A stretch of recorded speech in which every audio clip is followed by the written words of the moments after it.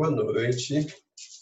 Nós estamos aqui mais uma vez para conversarmos a respeito da lição número 10, que tem como título A Resistência às Heresias. São lições baseadas na experiência do apóstolo Paulo. E esta lição, A Resistência às Heresias, tem como base 1 Coríntios, capítulo 2, versículos de 6 a 16. Abra lá a sua Bíblia, leia aí 1 Coríntios, capítulo 2, versículos de 6 a 16. Diz assim a palavra de Deus. Entretanto, falamos de sabedoria entre os que já têm maturidade, mas não da sabedoria desta era, ou dos poderes desta era, que estão sendo reduzidos a nada. Ao contrário, falamos de sabedoria de Deus, do mistério que estava oculto, o qual Deus preordenou antes do princípio das eras para a nossa glória. Nenhum dos poderosos desta era o entendeu, pois, se estivessem entendido, não teriam crucificado o Senhor da glória. Todavia, como está escrito, olho nenhum viu, ouvido nenhum ouviu, mente nenhuma imaginou o que Deus preparou para aqueles que o amam. Mas Deus o revelou a nós por meio do Espírito. O Espírito sonda todas as coisas, até mesmo as coisas mais profundas de Deus, pois quem conhece os pensamentos do homem, a não ser o Espírito do homem que nele está? Da mesma forma, ninguém conhece os pensamentos de Deus, a não ser o Espírito de Deus. Nós, porém, não recebemos o Espírito do mundo, mas o Espírito procedente de Deus, para que entendamos as coisas que Deus nos tem dado gratuitamente. Delas também falamos, não com palavras ensinadas pela sabedoria humana, mas com palavras ensinadas pelo Espírito Santo, interpretando verdades espirituais para os que são espirituais. Quem não tem o Espírito não aceita as coisas que vêm do Espírito de Deus, pois que são loucura, e não é capaz de entendê-las, porque elas são discernidas espiritualmente. Mas quem é espiritual discerne todas as coisas, e ele mesmo por ninguém é discernido, pois quem conheceu a mente do Senhor para que possa instruí-lo? Gostaria de convidá-lo a orar comigo. Vamos orar? Deus, nós queremos te agradecer nesse momento, por essa oportunidade tão preciosa, quando estamos diante da tua palavra. Queremos, Pai, pedir que o Senhor fale aos nossos corações e aplique as verdades da tua palavra à nossa vida, em nome de Jesus. Amém. Nessa lição, que tem como tema a resistência às heresias, Paulo vai combater alguns pensamentos errôneos que estavam acontecendo lá na igreja primitiva. A questão de combater as heresias não é de hoje, isso não é novidade, desde aquela época já havia. O que estava acontecendo naquela ocasião quando Paulo escreveu esse texto? Paulo escreveu esse texto porque ele queria tirar o cristianismo do casulo do judaísmo e torná-lo uma fé universal. O que significa isso? O pastor Exaltino Gomes Coelho, nosso saudoso pastor, grande escritor, grande homem de Deus. Ele usa essa expressão, tirar o cristianismo do casulo do judaísmo e torná-lo uma fé universal. Para a gente hoje falar em cristianismo é muito simples, porque já nascemos na era cristã. Mas esses homens, quando eles nasceram, naquele primeiro século também da era cristã, o cristianismo ainda não estava muito bem definido como uma fé universal. Então, até então, eles professavam o judaísmo. E o cristianismo nasceu dentro do judaísmo, que Jesus veio, a religião praticada lá era o judaísmo, uma religião também monoteísta que cria no único Deus. Só que o judaísmo era cheio de rituais. E quando Jesus veio, algumas pessoas estavam confundindo, não é? Cristianismo com o judaísmo, achando que um era continuidade do outro. Então, Paulo vai dizer que não. O pastor Exaltino comenta nessa lição que hoje a gente vive uma época da condescendência do politicamente correto. E ele fala que esse politicamente correto, às vezes, nos leva, ou leva a igreja de hoje, né, desse tempo, a concordar com todos os pensamentos, até mesmo com aqueles que nos afastam da essência do Evangelho, só para não discordarmos das pessoas. Então, o pastor Exaltino coloca para a gente assim, de uma forma muito contundente, muito firme e com razão, que a Bíblia não pode ser negociada, que o Evangelho ele não pode ser transigido, não é? Ele não pode ser negociado, não pode se abrir mão do que é essencial no Evangelho. Então, essa coisa de vamos olhar pelo ponto de vista do outro. É verdade, isso faz muito sentido na questão da convivência, mas na questão do Evangelho, o Evangelho ele tem um ponto central, que é a cruz de Cristo. Se alguém quiser excluir a cruz de Cristo ou a graça de Jesus desse ponto do Evangelho, que é o ponto central, então essa pessoa, na verdade, está fora daquilo que o Senhor ensina e que a Bíblia ensina. Então, o que estava acontecendo naquela época? E qual é o primeiro ponto que o autor destaca para a gente? A igreja estava atravessando um problema com os judaizantes, não é? Então, com os judaizantes. O que eram os judaizantes? Vamos lá, vamos entender o que era isso. Vamos lá. Atos 15, de 1 a 5, vai explicar um pouco disso para a gente. Atos 15, de 1 a 5, se você puder ler a sua Bíblia aí, é interessante. É bom que você leia a Bíblia, até para que você tenha embasamento bíblico. Esse é o ideal, né? Uma lição de escola bíblica, que você tenha embasamento bíblico. Diz assim, alguns homens desceram da Judéia para Antioquia e passaram a ensinar aos irmãos: se vocês não forem circuncidados conforme o costume ensinado por Moisés, não poderão ser salvos. Isso levou Paulo e Barnabé a uma grande contenda e discussão com eles. Assim, Paulo e Barnabé foram designados, juntamente com outros, para irem a Jerusalém tratarem dessa questão com os apóstolos e com os presbíteros. A igreja os enviou e, ao passarem pela Fenícia e por Samaria, contaram como os gentios tinham se convertido, Essas notícias alegravam muito a todos os irmãos. Chegando a Jerusalém, foram bem recebidos pela igreja, pelos apóstolos, pelos presbíteros, a quem relataram tudo o que Deus tinha feito por meio deles. Perceberam? Então, quem eram esses judaizantes? Vamos pensar bem. Os judeus eram cheios de rituais. E Jesus, quando veio para trazer a graça, para trazer a salvação através do sacrifício, então os judeus, eles presenciavam a conversão dos gentios, daqueles não judeus. Gentio é aquele não judeu. E aí, quando os gentios se convertiam e começavam a congregar naquela igreja onde tinham muitos judeus, os judeus queriam impor aos gentios aquelas regras, aquelas cerimônias rituais, aqueles rituais religiosos, para que os gentios fossem salvos. Então, por isso é que esse ponto é o problema com o judaizante. O judaizante é todo aqueles judeus que se converteram ao cristianismo, mas ainda não tinham entendido, não tinham sido esclarecidos acerca de que o que salvava não eram os rituais judaicos, mas o sacrifício de Jesus. E aí, quando um gentio se convertia, eles queriam obrigar os gentios a participar daqueles rituais, a se circuncidarem, como esse texto que eu li agora de Atos 15, de 1 a 5. Olha, se não se circuncidarem, vocês não têm parte com Deus. Então, aqueles grandes homens de Deus se reuniram, né? E Paulo foi esse principal homem e começou a ensinar. Eles fizeram um concílio. Se você abrir lá a sua Bíblia em Atos 15, de 1 a 5, e eu até sugiro que você abra lá, porque é assim que a gente vai tirando as nossas dúvidas, né? Se você abrir a sua Bíblia lá em Atos 15, de 1 a 5, você vai perceber, lá no cabeçalho de Atos 15, o concílio de Jerusalém.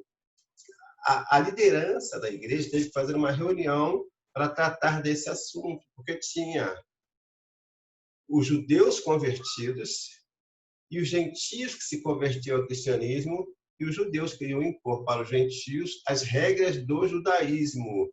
Eles ainda não tinham entendido que o que salvava, ou que continua salvando, não são regras religiosas, não são rituais religiosos, mas o sacrifício de Cristo. Então, o evangelho nasceu lá no judaísmo, mas rompeu com ele, né? Rompeu com o judaísmo, porque evangelho, cristianismo é Cristo, é cruz de Cristo, é crucificação, é graça, não é ritual. Então, Paulo entendeu que a justificação pela lei ou por aqueles rituais judaicos anulariam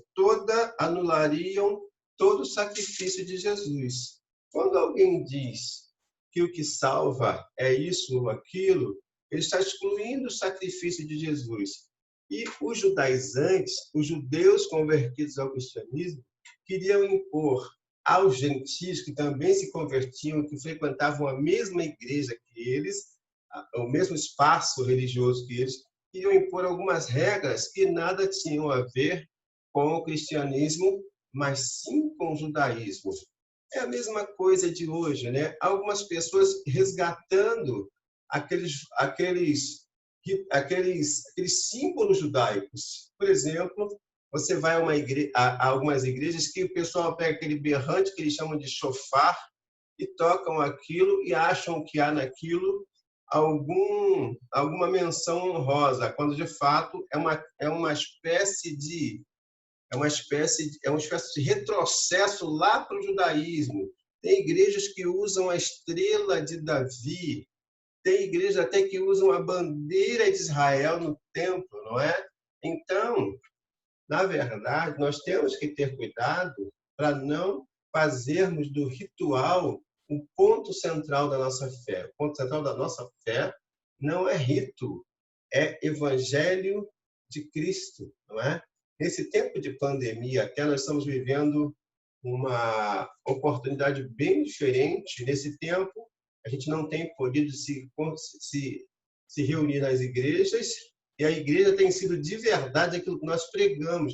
A igreja, o santuário de Deus, temos sido nós, como de fato é, mas a gente não estava muito habituado com isso, porque estávamos todo domingo na igreja, o que é bom, não estou dizendo que seja ruim, claro que devemos estar todo domingo na igreja, mas sem nos esquecermos que o verdadeiro santuário de Deus somos nós e não um espaço físico. Então, no início do judaísmo, estava havendo muita confusão, muita mistura em relação a... E agora? Jesus veio, guarda os rituais judaicos, circuncisão, não circuncisão, mas Paulo vem ensinando que a verdadeira circuncisão é aquela que se faz no coração, é quando o coração é tocado por Deus, e não uma circuncisão física, como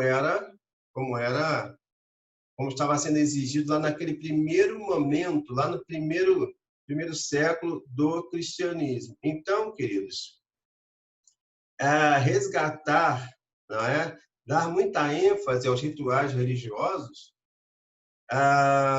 é muito perigoso e pode levar a igreja a esquecer-se que só há salvação em Jesus, não é? Que só há salvação em Jesus. Fora de Jesus não há salvação. Então, há cristãos hoje, né? Há cristãos hoje ainda querendo resgatar alguns rituais, crendo que salvação está em ritual, não é? O nosso monte é o Calvário, é onde Jesus morreu. O nosso monte não é o Sinai, não é Sião e nem qualquer outro monte, é o Calvário. Foi lá que Jesus morreu por nós. A salvação não vem pela lei, mas ela vem pela graça. E então, naquele momento, lá na igreja primitiva, estava acontecendo exatamente essa ênfase demasiada nos rituais religiosos e não numa vida diária com Deus.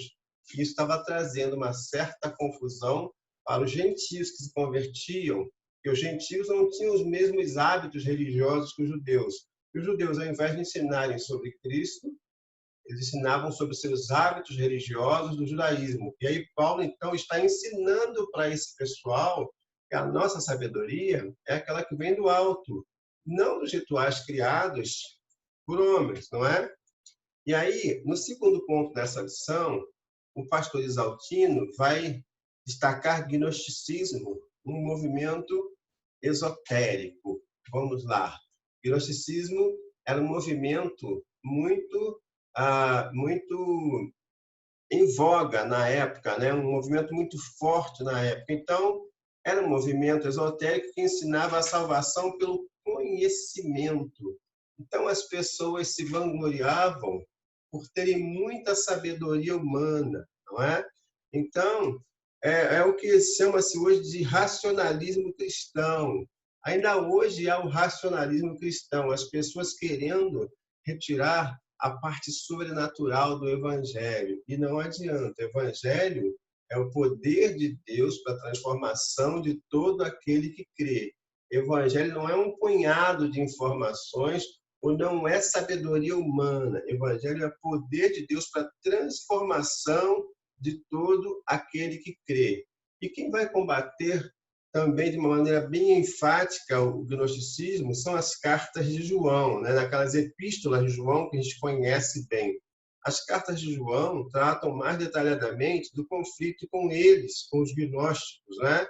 Entre suas muitas heresias, negavam que Jesus tinha se feito carne, porque eles ensinavam o seguinte: olha, a carne é pecaminosa. Esse era o entendimento deles, embora isso seja errado. A carne é pecaminosa, o espírito é que é bom. Bom, se a carne é pecaminosa, então Jesus não se fez carne, porque senão ele também teria pecado.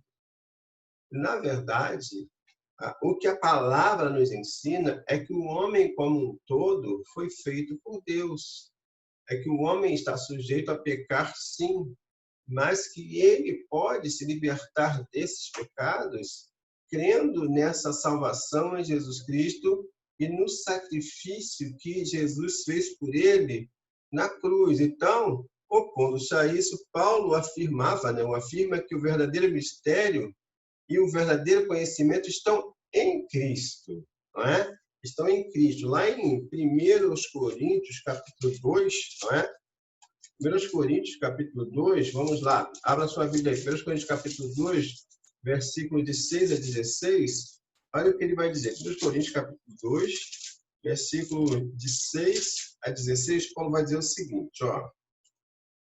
1 Coríntios 2, versículo de 6 a 16. Entretanto, falamos de sabedoria entre os que já têm maturidade, mas não de sabedoria desta era ou dos poderosos desta era, que estão sendo reduzidos a nada. Ao contrário, falamos da sabedoria de Deus, do mistério que estava oculto, e o qual Deus preordenou antes do princípio das eras para a nossa glória.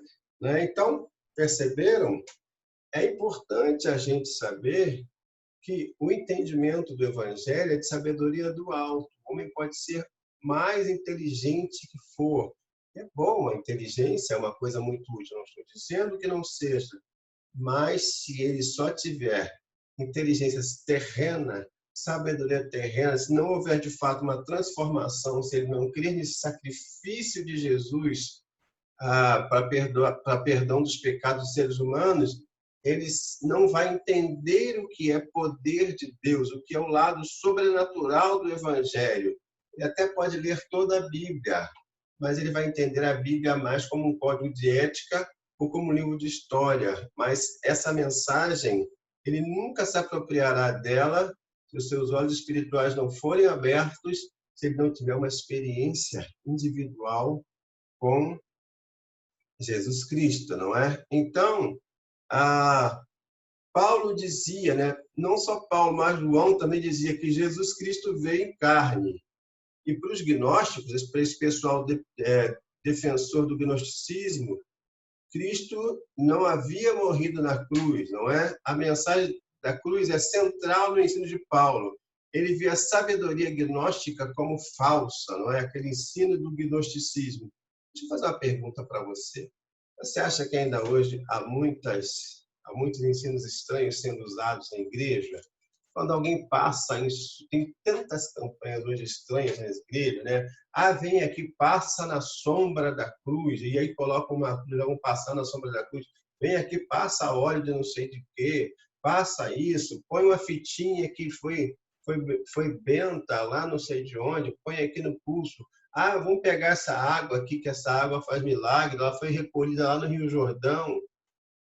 O cristianismo não precisa de amuletos. Jesus morreu na cruz por nós e o sacrifício de Jesus nos liberta de todo mal, não é? Nos liberta de todo mal. Nós não precisamos de amuleto nem de simbolismo religioso para nos sentirmos alcançados por Deus, não é? Para nos sentirmos alcançados por Deus. E Paulo combatia o gnosticismo porque eles achavam que era através da razão, através da sabedoria humana que se chegava ao pleno conhecimento do divino, da verdade. Paulo não estava de maneira nenhuma dizendo que a sabedoria humana não é boa. Claro que é boa. Tanto que Paulo também era instruído, era sábio, era culto. Paulo estava dizendo que sabedoria humana não é suficiente para fazer o homem conhecer a Deus e conhecer os mistérios de Deus. Quando o homem tem um encontro com Jesus, aí sim, a sua visão espiritual é aberta, os olhos espirituais são abertos e ele começa a ver a vida de outra forma e começa a se relacionar com Deus de outra forma, porque aí ele entende o que é a essência do Evangelho. Porque a essência do Evangelho é a fé no sacrifício de Jesus, não é? É a fé no sacrifício de Jesus. Então, o que os gnósticos faziam? Eles elogiavam a si mesmos por sua sabedoria, e Paulo os ironiza, né? Eles são insensatos. Olha o que Paulo fala em 1 Coríntios 10, 12. Quer ver o que Paulo vai falar? 1 Coríntios 10, 12. Paulo ironiza esses gnósticos. 1 Coríntios 10, 12, Paulo vai ironizar, dizendo para eles que eles deviam mudar o seu coração. Olha o que ele diz. Assim, 1 Coríntios, capítulo 10, versículo 12, né? Paulo diz assim, assim, aquele que julga estar firme, cuide para que não caia. Segundo aos Coríntios, capítulo 10, versículo 12, veja bem o que ele vai dizer. Segundo aos Coríntios, capítulo 10, versículo 12, veja bem o que ele vai dizer. Não temos a pretensão de nos igualar ou de nos comparar com alguns que recomendam a si mesmo. Quando eles se medem e se comparam consigo mesmo, agem sem entendimento. Nós, porém, não nos gloriaremos além do limite adequado, mas limitaremos nosso orgulho à esfera de ação que Deus nos confiou, a qual alcança vocês, inclusive. Então, os gnósticos, eles louvavam a si mesmos. Eles eram cheios de vaidade, porque achavam que, através do conhecimento humano, eles conseguiriam entender os mistérios de Deus. E não é assim, não é? E não é assim.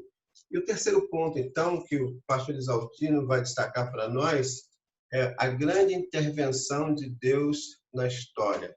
Gálatas 4:4 vai dizer assim para a gente. Olha o que Gálatas 4:4 vai dizer para a gente. Gálatas, capítulo 4, versículo 4. Abra lá a sua Bíblia. Diz assim, Gálatas, capítulo 4, versículo 4, diz assim. Mas quando chegou a plenitude do tempo, Deus enviou seu Filho, nascido de mulher, nascido debaixo da lei, a fim de redimir, versículo 5, a fim de redimir os que estavam sob a lei, para que recebêssemos a adoção de filhos. Percebem? Deus enviou seu Filho ao mundo, nascido de mulher, ou seja, um nascimento normal, como qualquer outro ser humano. Todos os seres humanos nascem de mulher, e Jesus veio também nascido de mulher para se identificar conosco, para através dessa encarnação milagrosa e sobrenatural, através do sacrifício dele, nós pudéssemos ter acesso aos mistérios de Deus, não é? Pudéssemos ter acesso aos mistérios de Deus. Em Jesus, Deus fez a sua mais espetacular intervenção na história. Por isso, Cristo é tudo em todo. Ele é a exata imagem de Deus. Imagem no grego é eikon, é espelho. Jesus é a face de Deus. Jesus é como se fosse o espelho de Deus. Exatamente por isso é que Jesus disse assim, olha, quem vê o Pai, vê a mim. Jesus é a imagem, a expressão máxima de Deus. Ele é a imagem de Deus revelada a nós, não é? Ao ser humano. Então, Paulo combatia tenazmente, Paulo combatia profundamente qualquer ensino que diminuísse o valor de Cristo. E não só naquela época existiam muitas heresias, havia muitas heresias, mas hoje também há pessoas ainda dizendo que Jesus é insuficiente, não é? A pessoa é salva por ele, mas alguém diz assim, olha, você precisa de libertação. Espera aí. Se a pessoa é salva, ela é liberta. Não existe um salvo que não seja liberto. Conhecereis a verdade e a verdade vos libertará. Tem gente que diz assim, olha, você já aceitou Jesus, agora você precisa se libertar de uma maldição hereditária. Espera aí.